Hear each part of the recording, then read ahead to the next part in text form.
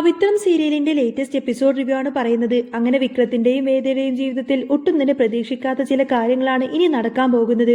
വിക്രം മലക്ക് പോകുന്നതിന് മുൻപേ തന്നെ എല്ലാ അമ്പലങ്ങളിലും ഒന്ന് പോയി തൊഴുതാനും ഭഗവാന്റെ അനുഗ്രഹം വാങ്ങിക്കണമെന്നും സുധാകരൻ മാഷും കമലമ്മയും പറയുന്നുണ്ട്. അങ്ങനെ ആ കുടുംബം മൊത്തം ഒരുമിച്ച് ഒരു യാത്ര പോവാൻ തന്നെ പ്ലാൻ ചെയ്തു. പോകുന്ന വഴിക്ക് അപ്പുമോളെയും കൂട്ടി വരുന്നുണ്ട്. ശ്രീജയുടെയും വിശ്വത്തിന്റെയും ബിസിനസ് ഒക്കെ നല്ല ഉഷാറായിട്ട് മുന്നോട്ട് പോകുന്നതിലേക്കാണ് അപ്പുമോൾ അവരുടെ അടുത്തേക്ക് എത്തുന്നത്. ജീവിതത്തിൽ പുതിയ സ്വപ്നങ്ങളും പ്രതീക്ഷകളും ഒക്കെ അവർ നെയ്തു കൂട്ടുകയാണ്. ഈ യാത്ര വിക്രമിനും വേദയും തമ്മിൽ കൂടുതൽ അടുക്കാൻ ഒരു വലിയ കാരണമായി മാറുന്നുണ്ട്. എല്ലാവരും നല്ല സന്തോഷത്തിലാണ്. വേദയോടൊപ്പം സമയം ചെലവഴിക്കാൻ കിട്ടുന്ന ഓരോ ചാൻസും വിക്രം അത്രമേൽ തന്നെ ആസ്വദിക്കുന്നുണ്ട്. വണ്ടി വിളിച്ച് എല്ലാവരും ഇറങ്ങാൻ റെഡിയാവുമ്പോൾ നന്ദിനിയുടെ മനസ്സിൽ വേറെ ചില കണക്കൂട്ടലുകളായിരുന്നു. എങ്ങനെയെങ്കിലും വേദയെ ഒന്ന് സോപ്പിട്ട് വിനായകനെയും വേദയും തമ്മിലുള്ള ആ ഒരു പഴയ രഹസ്യമൊന്ന് ചോർത്തിയെടുക്കണം. അതുമാത്രമായിരുന്നു നന്ദിനി വിചാരിച്ചിരുന്നത്. എന്നാൽ വേദയുടെ മനസ്സിൽ മറ്റൊന്നാണ്. താൻ ഇതുവരെ വിക്രമിനോട് പറയാൻ ബാക്കി വെച്ചിരുന്ന ആ ഒരു വലിയ സത്യം വെളിപ്പെടുത്താൻ പറ്റിയ സമയം ഇതാണെന്ന് വേദ മനസ്സിൽ ഉറപ്പിച്ചു. അങ്ങനെ ആ യാത്രയിൽ വിക്രം പരമാവധി ആനന്ദം കണ്ടെത്താൻ ശ്രമിച്ചിരുന്നു. അച്ഛന്റെയും അമ്മയുടെയും മുഖത്തെ സന്തോഷം വിക്രമിന് വലിയ സമാധാനമാണ് നൽകിയത്. അപ്പോഴാണ് വേദ ആ ഒരു കാര്യം പറയുന്നത്. ഞാൻ വാങ്ങിത്തന്ന ഷർട്ടും മുണ്ടും ഇട്ടിട്ട് വന്നാ മതിയെന്ന്. ഇത് കേട്ട് വിക്രം ഒന്ന് ആശ്ചര്യപ്പെട്ടു നോക്കി. അത് വേണോ? മലക്ക് പോകുമ്പോൾ ഇടാൻ വെച്ചതായിരുന്നു. എന്നാലും വേദയുടെ ഇഷ്ടം അതാണെങ്കിൽ അത് തന്നെ ഇട്ടേക്കാമെന്ന് വിക്രം സമ്മതിച്ചു.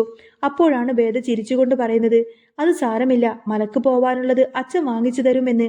അച്ഛൻ എനിക്ക് മുണ്ട് വാങ്ങിത്തരാനോ എന്ന് അത്ഭുതപ്പെട്ട് ചോദിക്കുന്ന വിക്രമിനോട് വേദ പറഞ്ഞു. വളരെ കാര്യമായിട്ട് തന്നെ പറയുന്നുണ്ട്. ഈ യാത്ര അതിനു വേണ്ടി കൂടിയാണ്. നിങ്ങൾ രണ്ടുപേരും തമ്മിലുള്ള എല്ലാ അകൽച്ചയും മാറി ഒന്നാവാനുള്ള യാത്രയാണിത്. നോക്കിക്കോ, നമ്മൾ തിരിച്ചു വരുമ്പോൾ എല്ലാ തെറ്റിദ്ധാരണകളും മാറിയിട്ടുണ്ടാവും. വേദ മനസ്സിൽ ഉറപ്പിച്ചു പറഞ്ഞു. ഇത് കേട്ട് വിക്രം ഒന്ന് ചിന്തിക്കുന്നുണ്ട്. എന്നെ വെറുക്കാനുണ്ടായ യഥാർത്ഥ കാരണം വേദ വെളിപ്പെടുത്തുമോ എന്ന്. അങ്ങനെ ഭഗവാനെ പ്രാർത്ഥിച്ചുകൊണ്ട് തന്നെ എല്ലാവരും വീട്ടിൽ നിന്നും ഇറങ്ങി. വണ്ടിയിൽ വിക്രമിന്റെ അരികിൽ തന്നെ വേദ ചെന്നിരുന്നു. അവർ പരസ്പരം ചിരിച്ചും കളിച്ചും സംസാരിച്ചും അങ്ങനെ ആ യാത്ര ശരിക്കും തന്നെ അടിച്ചു പൊളിക്കുന്നുണ്ട്. വിക്രം അറിയാതെ തന്നെ വേദയിലേക്ക് കൂടുതൽ കൂടുതൽ അടുക്കുകയാണ്. ഇതെല്ലാം കണ്ട് സുധാകരൻ മാഷിനും കമലമ്മയും ഭയങ്കര സന്തോഷത്തിലായിരിക്കും. കമലമ്മ മാഷിനോട് ചോദിക്കുന്നുണ്ട്, വിക്രമിന്റെ ഈ മാറ്റമെല്ലാം മാഷ് ശ്രദ്ധിച്ചോ? അവന് വേദ ഇപ്പോൾ പഴയ ദേഷ്യമൊന്നുമില്ല. അവന്റെ മുഖത്തെ ആ സന്തോഷവും സ്നേഹവും കണ്ടോ എന്ന്. അതേ കമലം, അവരുടെ ജീവിതം ഇതൊരു പുതിയ വഴിത്തിരിവാവട്ടെ. എല്ലാം അവസാനിപ്പിച്ച് അവനൊരു പുതിയ മനുഷ്യനാവാൻ നമുക്ക് പ്രാർത്ഥിക്കാമെന്നും മാഷ് മറുപടി നൽകി. നന്ദിനി ഇതൊക്കെ കണ്ട് അസൂയയോടെ തന്നെ നോക്കിയിരിക്കുകയാണ്.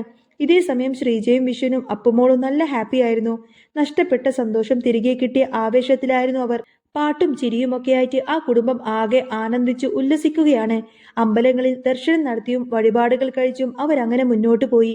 വിക്രമിനെ കൊണ്ട് പ്രദക്ഷിണമൊക്കെ വെപ്പിക്കുന്നുണ്ട്. അങ്ങനെ രാത്രി താമസിക്കാൻ റൂം എടുത്തപ്പോൾ കമലമ്മ വേദയെ സ്നേഹത്തോടെ തലോടിക്കൊണ്ട് പറയുന്നുണ്ട്, മോളെ, നമ്മുടെ കുടുംബത്തിന്റെ ഈ മാറ്റങ്ങൾക്കെല്ലാം കാരണം വേദമോളാണ്. ഇങ്ങനൊരു സന്തോഷമുണ്ടാവുമെന്ന് ഞങ്ങൾ സ്വപ്നത്തിൽ പോലും കരുതിയതല്ല. വിക്രമിനെ മാറ്റിയെടുത്തതും വിശ്വന് പുതിയൊരു ജീവിതം നൽകിയതും നീ കാരണമാണ് എന്ന്. ഇതിനെന്തിനാ അമ്മേ എന്നോടിങ്ങനെ നന്ദി പറയുന്നത്? ഞാനും ആ വീട്ടിലെ തന്നെ ഒരാളല്ലേ, വിക്രമിന്റെ ഭാര്യയല്ലേ എന്ന് തിരിച്ചു ചോദിക്കുകയാണ് വേദ. ഇത് കേട്ട് വിക്രം ഒന്ന് ചമ്മലോടെ നോക്കി നിൽക്കുന്നുണ്ട്. രാവിലെ അമ്പലത്തിൽ പോയി തൊഴാൻ കമല വീണ്ടും ഓർമ്മിപ്പിച്ചു. മുറിയിലെത്തിയപ്പോൾ വിക്രം നല്ല തൃപ്തിയിലാണ്. ഇതുപോലൊരു യാത്ര സ്വപ്നം കണ്ടിരുന്നോ എന്ന് വേദ ചോദിക്കുമ്പോൾ ആഗ്രഹിച്ചിരുന്നു. പക്ഷേ ഒട്ടും നടക്കുമെന്ന് കരുതിയിരുന്നില്ല എന്നാണ് വിക്രം മറുപടി പറയുന്നത്. ഇത് സ്വപ്നമല്ല, യാഥാർത്ഥ്യമാണ് എന്നൊക്കെ പറഞ്ഞ് വേദ അവനെ ആശ്വസിപ്പിക്കുന്നു. രാത്രി ഉറങ്ങാൻ നേരം വിക്രം താഴെ കിടക്കാമെന്ന് പറഞ്ഞപ്പോൾ വേദ ഒന്ന് കളിയാക്കുന്നുണ്ട്. പണ്ട് ഇങ്ങനെയൊന്നും ആയിരുന്നില്ലല്ലോ, ഇപ്പൊ എന്താ ഒരു മാറ്റമെന്ന്. നമുക്ക് സംസാരിക്കാൻ ഒരുപാട് സമയമുണ്ടല്ലോ, ഇപ്പൊ ഉറങ്ങാമെന്നും പറഞ്ഞ് വേദ കിടന്നു. പിറ്റേന്ന് രാവിലെ തന്നെ അമ്പലത്തിലേക്ക് പോയി തൊഴുത് വിക്രമിന്റെ നെറ്റിയിൽ വേദ ചന്ദനം ചാർത്തി കൊടുക്കുന്നുണ്ട്. അവർക്കിടയിൽ വല്ലാത്തൊരു ആത്മബന്ധം വളർന്നു വരികയാണ്. ഓട്ടോയിലും നടന്നും അവർ ആ യാത്ര ആഘോഷിക്കുന്നുണ്ടായിരുന്നു. വിക്രമിന് വേദയോടുള്ള ഇഷ്ടം കൂടി കൂടി വരികയാണ്. വേദക്ക് ഒരു മുഴ മുല്ലപ്പൂവ് വാങ്ങിച്ചു കൊടുക്കുമ്പോൾ അവരുടെ പ്രണയം പാരമ്യത്തിലെത്തുന്നു. എന്നാൽ ഇതിനിടയിൽ MLA വാസവൻ ഇവരെ പിന്തുടരുന്നുണ്ടായിരുന്നു. തന്റെ മകനെ തന്നിൽ നിന്നും അകറ്റിയത് വിക്രമാണെന്ന ദേഷ്യത്തിൽ ആ ഒരു യാത്ര ദുരന്തമാക്കാൻ തന്നെ വാസവൻ ഗുണ്ടകളെ വിടുന്നു. പോകുന്ന വഴിക്ക് വെച്ച് അവരുടെ വണ്ടി ഒന്ന് കേടായപ്പോൾ വിക്രം തന്നെയായിരിക്കും അത് ശരിയാക്കുന്നത്. എല്ലാവരും ഒരുമിച്ച് ആഹാരം കഴിച്ചും ചിരിച്ചും ആ ഒരു യാത്ര ആനന്ദകരമാക്കിയിരുന്നു. ഒരു സ്ഥലത്ത് അവർ കാഴ്ചകൾ കണ്ടു നിൽക്കുമ്പോൾ മാഷ് വേസ്റ്റ് കളയാൻ അപ്പുറത്തേക്ക് പോയി. ആ സമയം നോക്കി വാസവന്റെ ഗുണ്ടകൾ മാഷിനെ വണ്ടിയിടിച്ച് തെറിപ്പിക്കാൻ വന്നിരുന്നു. ഇത് കണ്ട് വിക്രം ഒരു നിമിഷം പോലും കളയാതെ ഓടിച്ചെന്ന് മാഷിനെ വലിച്ചു മാറ്റി. അത്ഭുതകരമായാണ് മാഷ് രക്ഷപ്പെട്ടത്. എല്ലാവരും ആകെ തരിച്ചു പോയിരുന്നു. ആ വണ്ടി ഏതാണെന്ന് വേദ കൃത്യമായിട്ട് തന്നെ നോട്ട് ചെയ്തിട്ടുണ്ട്. ഇത് മനഃപൂർവ്വം ആരോ ചെയ്തതാണ് എന്ന കാര്യം വിക്രമിനും വേദക്കും സംശയം തോന്നി തുടങ്ങിയിരുന്നു. എന്നാൽ വിക്രമിന്റെ ശത്രുക്കൾ കാരണമാണ് താൻ അപകടത്തിൽപ്പെട്ടത് എന്ന് മാഷ് ദേഷ്യത്തോടെ ചിന്തിച്ചു. ഇത് കണ്ട് വേദക്ക് നല്ല വിഷമം തോന്നി. ഇനിയും സത്യം മറച്ചു വെക്കരുത് എന്ന് വേദ മനസ്സിൽ ഉറപ്പിച്ചു. മുറിയിലെത്തിയപ്പോൾ വേദ മാഷിന്റെ അടുത്തേക്ക് ചെന്ന് ചോദിക്കുന്നുണ്ട്, അച്ഛന് വിക്രത്തോടുള്ള ദേഷ്യം വീണ്ടും തുടങ്ങിയോ എന്ന്. പഴയ കാര്യങ്ങൾ തനിക്ക് മറക്കാൻ പറ്റില്ല എന്ന് മാഷ് പറയുമ്പോൾ വേദ ആ ഒരു വലിയ സത്യം മാഷിനോട് തുറന്നു പറയുന്നുണ്ട്. അച്ഛന്റെ ബാഗിൽ ലഹരി മരുന്ന് വെച്ചത് വിക്രമല്ല, അത് വിനായകൻ ചേട്ടനായിരുന്നു എന്ന് പറയും. എന്നാൽ അത് കേട്ടതോടുകൂടെ തന്നെ സുധാകരൻ മാഷ് ആകെ ഷോക്കേറ്റതുപോലെ നിൽക്കുകയാണ്. അച്ഛനെ രക്ഷിക്കാൻ വേണ്ടിയാണ് വിക്രം അന്ന് ആ ഒരു കുറ്റം ഏറ്റെടുത്തത്. വർഷങ്ങളോളം ജയിലിൽ കിടന്നത് അച്ഛന് വേണ്ടിയിട്ടായിരുന്നു. യഥാർത്ഥ തെറ്റുകാരൻ വീട്ടിൽ തന്നെ ഉണ്ടായിരുന്നു എന്ന വിവരം അറിഞ്ഞപ്പോൾ സുധാകരൻ മാഷിന് അതൊട്ടും തന്നെ സഹിക്കാനായില്ല. വിക്രം തന്നെ ചതിക്കുകയല്ല, രക്ഷിക്കുകയായിരുന്നു എന്ന് മനസ്സിലാക്കിയ സുധാകരൻ മാഷ് ഓടിച്ചെന്ന് വിക്രമിനെ കെട്ടിപ്പിടിച്ച് പൊട്ടിക്കരയുന്നുണ്ട്. മകനോട് മാപ്പ് ചോദിക്കുന്ന മാഷിനെ കണ്ട് വിക്രമിന്റെ ഉള്ളം നീറി. തനിക്ക് നഷ്ടപ്പെട്ട സ്നേഹവും വാത്സല്യവും തിരിച്ചു കിട്ടിയ സന്തോഷത്തിലാണവൻ. ഇതെല്ലാം സാധ്യമാക്കിയത് വേദയാണെന്ന് മനസ്സിലാക്കിയ വിക്രം വേദയോട് നന്ദി പറയുന്നു. ജീവിതത്തിൽ ഒരിക്കലും ഇങ്ങനൊരു നിമിഷമുണ്ടാകുമെന്ന് കരുതിയില്ലെന്ന് പറഞ്ഞ് വിക്രം വേദയെ ചേർത്ത് പിടിച്ച് തന്റെ പ്രണയം വെളിപ്പെടുത്തി. ആ വാക്കുകൾ കേട്ട് വേദയുടെ മനസ്സ് നിറഞ്ഞു. വിനായകനോട് ഇപ്പോൾ ഒന്നും ചോദിക്കരുതെന്ന് മാഷ് തീരുമാനിച്ചിരുന്നു. യാത്രയുടെ സന്തോഷം കളയണ്ട എന്ന് കരുതി വിക്രമിന്റെ പേരിൽ വഴിപാടുകൾ കഴിച്ച് മാഷ് മനസ്സുരുകി തന്നെ പ്രാർത്ഥിച്ചു. അങ്ങനെ വിക്രമിന്റെയും വേദയുടെയും ജീവിതത്തിൽ ആ യാത്ര പുതിയൊരു അനുഭവം തന്നെയായി മാറുകയാണ്. വിക്രമിന്റെയും വേദയുടെയും ജീവിതത്തിൽ ആ വലിയ സത്യം വെളിപ്പെട്ടതോടുകൂടി തന്നെ കഥാന്തരീക്ഷം ആകെ മാറി മറിഞ്ഞു. ആ യാത്രയുടെ ബാക്കി ഭാഗം അച്ഛന്റെ ആലിംഗനത്തിൽ വിങ്ങിപ്പൊട്ടുന്ന വിക്രമിനെ നോക്കി നിൽക്കുമ്പോൾ വേദയുടെ കണ്ണുകളും നിറയുന്നുണ്ടായിരുന്നു. ഇത്രയും കാലം ഒരു കരിനിഴലായി കൂടെ ഉണ്ടായിരുന്ന ആ വലിയ ഭാരം ഒടുവിൽ വിക്രമിന്റെ തോളിൽ നിന്നും ഇറക്കി വെച്ച ആശ്വാസത്തിലായിരുന്നു അവൾ.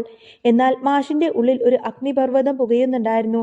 സ്വന്തം ചോരയാണെന്ന് കരുതി വിശ്വസിച്ച വിനായകൻ തന്നെ ചതിച്ചതും വെറുത്തു മാറ്റി നിർത്തിയ മകൻ തനിക്ക് വേണ്ടി ജീവിതം ഹോമിച്ചതും മാഷിനെ താങ്ങാവുന്നതിലും അപ്പുറമായിരുന്നു.